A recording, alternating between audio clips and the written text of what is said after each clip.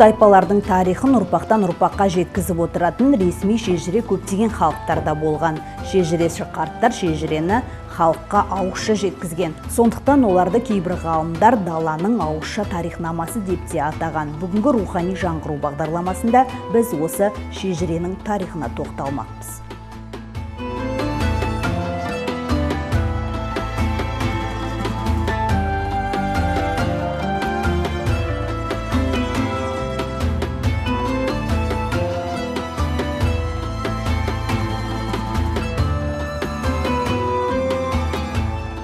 Сәлеметсіз бе? Сәлеметсіз. Жалпы шежіре бұл бүтіндей бір халықтың тарихы деп жатамыз. Шежіресі бар ел, бұл бай ел. Осы Абылай ханның шежіресіне тоқталып кетсеңіз. Абылай хан резиденциясында шежіре жазылған 21-ші Шыңғыс ханның ұрпағы Шоқан Уәлиханов жазған, шежірені жазған. Ол өте ғылыми адам болған, білген қалай қалтыруға, баяғыда қазақтарда шежіре деген жай миында ғана болған. Аса жазылған жоқ. Шоқан Уәлиханов академик деген болған. Русский географический обществоның член-корреспондент болған. Көп жүрген, көп жазған, ол түсінді, білет. Ертең уақыт басқаша болып кетті ғой.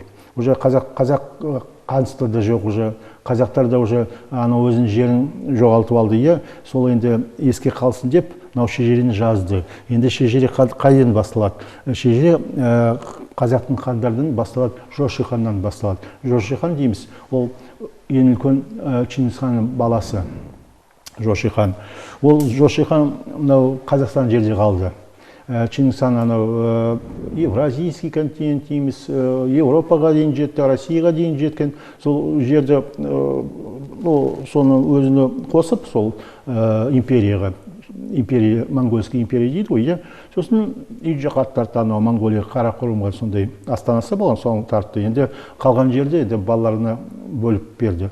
Сол біздің жеріміз, Қазақтан жері, сол Жошыға дейді, Жошыға. Сонда Жошыға қалтырды, тағы да өзі 5000 моңғолдарды қалтырды, жай оған көмекші болсын деп. Сол ертең сол бір 10 жылдан кейін, допустим, бір 20 жылдан кейін, сол 5000 моңғол уже түрікше сөйлейтін болды, потому что кіммен сөйлейтін де, моңғолдар жоқ қой. Өздері аз. Сосын жақтың қыздарға үйленіп, постепенно солай қазақ болып кетті. Қазақ болып кетті. Жошыдан бастап, енді айтамыз, қазақтың жерде болды ғой, қазір санасақ. Сол 13-ші ғасырда сол уақытта болды. Уже сол уақытта уже біз түсінеміз. Қазақтың хандығы 15-ші ғасырда құрылған, солардың ұрпағымен болды. Ең бірінші қазақтың хандарын дейміз, Керей мен Жәнібек болды. Содан Есім хан болған, Есім ханнан кейін Жангир хан, айтып жатса ғой, сол Абылай хан 18-ші ұрпақ болып шықты. Сұлтан болды, сұлтан болып, сол сұлтан болғанда ол орта жүзде жүрді. Қазақтың жері 300-ға бөлінді ғой, ұлы жүз, кіші жүз, орта жүз.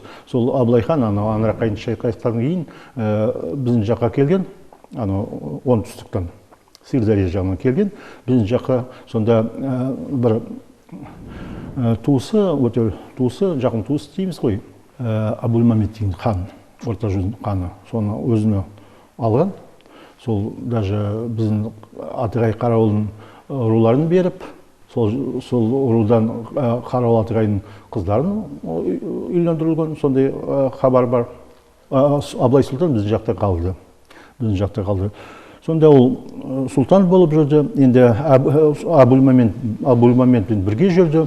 Бірақ өте дарынды адам болған, дарынды адам енді сосын Жүнғар хандығы, Цеван Рабдан деп, Галдан Царин деп сезді, мынау кісіден ертең бір пайда шығады деп ойлаған.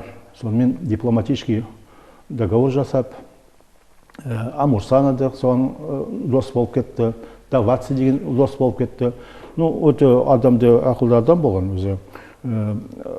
Абылай хан айтады, қазір бір өлкетанушы болды, сосын бір Абылайбек дейміз ғой. Аблайтанушы, Аблайтанушы болған, и біздің бір доктор, профессор Какштауда болған, қазір марқұм Абуов деген қыдырмады, бір кітап жазған. Сонда ол как раз жазып жатыр сол уақытта қалай ол хан болғанын. Сұлтан болса да ол ханның орнын жолын басқан. Ол шежіре мынамен бітпейді енді. Абылай ханнан біз білеміз, Абылай ханнан айтады, Шоқан Уәлиханов айтылған 30 ұлы қалды Абылай ханнан. Сол 30 ұлының қанша ұрпақтары әлі біздің облыста тұрады, оңтүстікте тұрады, көп туыстар қалды енді.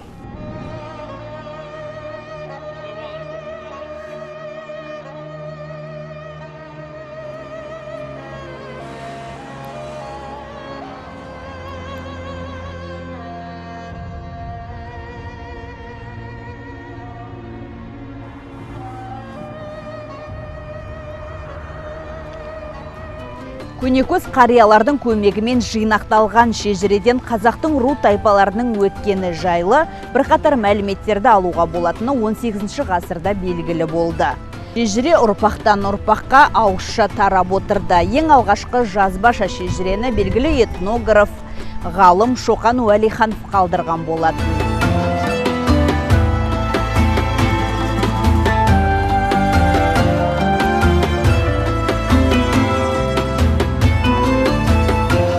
Назгүл, сәлематсыз ба? Сәлеметсіз бе? Кеңес дәуірі кезінде біз шежіренің тарихын біраз ұмытып қалғандаймыз, өйткені шежіре зерттелген жоқ кеңес дәуірінде. Қазіргі кезде әр отбасында, жаңағы мұражайларда шежіре туралы, шежіренің тарихы жайлы ақпараттар бар. Сіздерде қандай материалдар бар бұл туралы? Негізі шынымен де шежіре сол кеңес үкіметі кезінде қатты, яғни зерттелмей қалды. Зерттелу сол тәуелсіздік жылдарынан кейін зерттеле бастады, және де көптеген шежіреге арналған еңбектер де бар. Сондай, яғни шежіреге үлкен көңіл бөлген, шежіресін, ата тегінің шежіресін жазған керемет әйгілі ғалым, этнограф, шығыстанушы, фольклортанушы Абылай ханның ұрпағы Шоқан Уәлиханов. Яғни Шоқан Уәлихановтың шежіресі, жасаған шежіресі алдарыңызда. Бұл шежіреде Абылай бабамыз 10-шы орналасқан.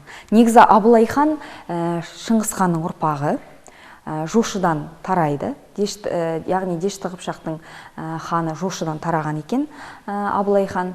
Және де бұл шежіре негізі Барақ ханнан басталады. Айтып өтетін болсақ, Барақ хан, Жәнібек, Жәдік, Шығай хан, Ересім хан, Жәңгір, Уәли сұлтан, Абылай сұлтан, Уәли сұлтан, хан Абылай батыр. Яғни хан Абылай батыр деген сол әрине Әбілмансұрдың өзі. Абылайдың өмірден өткеніне 2,5 ғасырдай ғана уақыт болды. Яғни бұл тарихи өлшеммен қарағанда өте алыс шаруа емес. Ал енді біз 1000 жыл бұрынғы, 2000 жыл бұрынғы, тіпті одан да әргі адамзат баласы жаратылғаннан бері тарихты қарап келе жатырмыз ғой. Оның бер жағында Абылайдың заманы 18 ғасыр, қағаз бар, қарындаш бар, бүкіл деректердің бәрі сақталған. Сондықтан тек қана сол деректерді түгел жинап алып, түсініп оқып, ол енді орыстың, көне орыстың тілінде жазылған. Ол кездегі лексика бөлек. Қазір мысалы сол Абылайдың үстінде жазылған бір қағазды сізге ұстата қойсам, сіз түгілі кәдімгі ұлты орыс оқымысты деген тіл мамандарының өзі оны айыра алмайды. Сондықтан оны түсіну қиын. Соны дұрыстап түсініп, қазақшалап жасап жатқан мен. Абылайдың жорықтары қазақ жерін кеңейту емес, сол қазақтың жеріне басқа ұлттардан халықты келтіру. Мысалы, башқұрттар, осы солтүстік Қазақстанның аймағында қаншама башқұрт болған. Башқұрттан делегация келген осында, мына бізді қазақ хандығының құрамына алыңыз, бізге жер беріңіз деп, сонда Абылайдың кәдімгі мына Қостанай жағынан жер бермек болған. Бірақ орыс дипломатиясының күші, соларды қорқытып домбытуыменен қазақтар орыс-қытай қатынастарын шиеленістіріп алмас үшін бас тартқан деген сияқты. Мына осындай зерттеулерді тереңірек қарап, Абылайдың анық бейнесін ашу керек. Абылай кәдімгі 20-21 жасында өте талантты адам болған, сарайда, хан сарайында өскен, тәрбиеленген, жетелі, білімді, қазіргіше айтқанда зиялы азамат болған. Оның үстіне Құдай берген таланты да бар. Сонымен мынадай Қазақстан сияқты ұлан байтақ жерін, қазақтың ұлан байтақ жерін аман алып қалуға бірінші еңбек Абылайдікі. Мұхтар Әуезовтің айтатыны бар ғой, Нұх пайғамбар сияқты қазақты жойылып кетуден алып қалды деп. Сонда мен әлгі ылғи айта беремін, студенттерге де айтамыз. Біздің осы отырғанымыз, осы микрофонда сөйлеп тұрғанымыз тек қана Абылайдың арқасы деп айтып тұрмыз.